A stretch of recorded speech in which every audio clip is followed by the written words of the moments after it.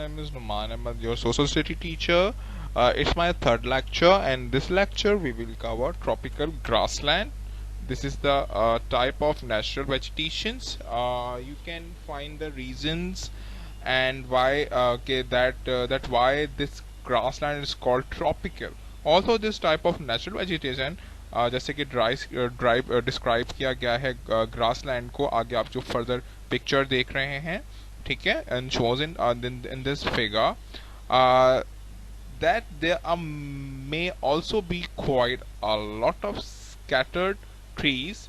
However, there are a fewer trees where the tropical grassland, ठीक है, and जो gradually changes इसमें आता है, जैसे कि सेमी डेजर्ट भी होता है इस वेजिटेशंस में, ठीक है। और जैसे कि हमने चैप्टर सेकंड में जो है उसमें हमने सीखा था Maasai have keep moving their animals during 6 months of the year, ठीक है। और आगे आप पिक्चर्स में देखेंगे द रीजन फॉर दिस, क्यों ऐसा होता है। During the dry season it is quite hot, so grasses जो weather होता है ना, they turn yellow and brown, ठीक है, and they die, but their roots remain alive, ठीक है।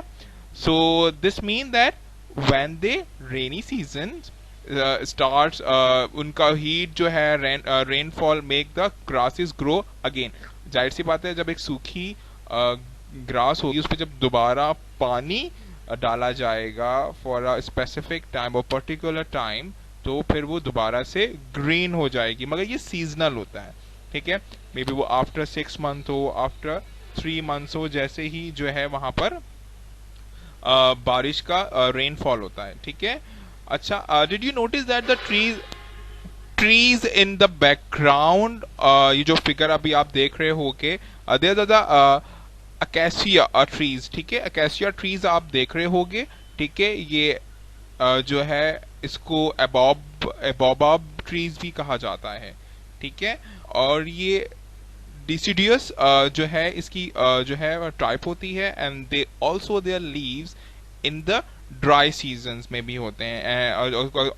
And the strange thing is that they survive in the dry season by the storing water inside the large spongy trunk। अच्छा, ये अपने यानी कि ये जैसा कि एक वो होता है ना कि कैमल अपने अंदर पानी ऑब्जॉर्व करके रखता है, स्टोर करके रखता है, तो इनके ट्रंक में भी जो है काफी स्पंची होते हैं, ये अपना पानी जो है ये स्टोर कर लेते हैं। आगे देखते हैं ट्रॉपिकल ग्रासलैंड की खास अहमियत, जैसे कि जो है द सॉइल और ट्रॉपिकल ग्रासलैंड इट्स पोरस होता है, ठीक है, with the rapid drainage of water, and it also has only a thin layer of humus, जिसको organic portion of the soil जो created by the partial decomposition के plants के और या animals के matter से होता है, ठीक है, which provide vegetation with nutrients। इनमें एनलिक कि ये भी एनलिक जो होता है एनिमल होता है, ये भी पाया जाता है, ठीक है। और जो ये सेम एरिया में नहीं होते, ये मूव करते रहते हैं, यानी कि बारिश के सीजन्स में कुछ एरिया में चले जाते हैं, मगर होते grass land area, tropical grass land के अंदर ही ये अपने आप को ऑक्यूपाइड रखते हैं, ठीक है। इसमें स्क्रब भी होते हैं, ट्रीज होती हैं, टिम्बर है, हार्डवुड है। अच्छा, हार्डवुड से you know the product of hardwood, जैसे ये सॉफ्ट वुड्स भी होती हैं। अदर यूजेस अगर हम बोलें तो ये already learn and tropical grassland में हमने पढ़ा था कि सेमी डेजर्ट वेजिटेशन होते हैं जो है grazing for herds for animals.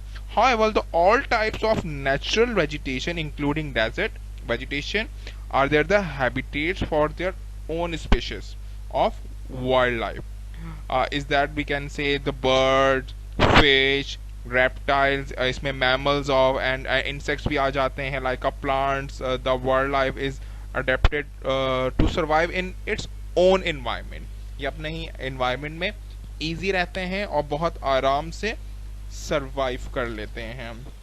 आगे हैं प्लांट्स की अगर हम बात करें तो ग्रासेस डोमिनेट होते हैं टेम्परेचर्स के तौर पर, ये अपने आप को मेंटेन करते रहते हैं। जैसे कि मैंने अभी आपको स्टार्टिंग में भी बताया था कि अगर मौसम गर्म हो जाए तो ये जल जाते हैं, बर्न हो जाते हैं, ठीक है, और वो बर्न होकर फिर वो ब्राउन हो जाते हैं या कुछ वक्त के लिए गायब हो जाते हैं। मगर जैसे ही जो है वो क्लाउडी मौसम होता है थोड़ा, ठीक है, उसके फौरन बाद जब बारिश होती है, बारिश बरसती है, रेनफॉल, और फिर वो दोबारा से ग्रीन हो जाते हैं फॉर पर्टिकुलर टाइम के लिए।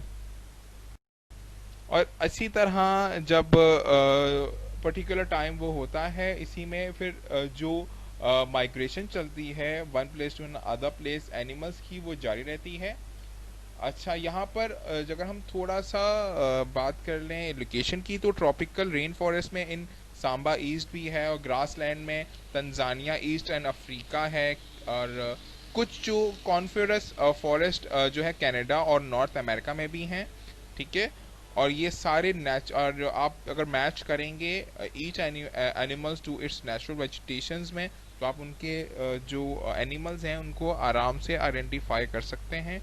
ठीक है, मगर ये याद रखिएगा the much of the Africa, ये लार्ज एरियाज है, ऑस्ट्रेलिया में भी है और साउथ अमेरिका में भी है, एंड इंडिया के भी कुछ फॉरेस्ट में ये जो ग्रासी लैंड फॉरेस्ट है, इसकी वेजिटेशन आपको नजर आए।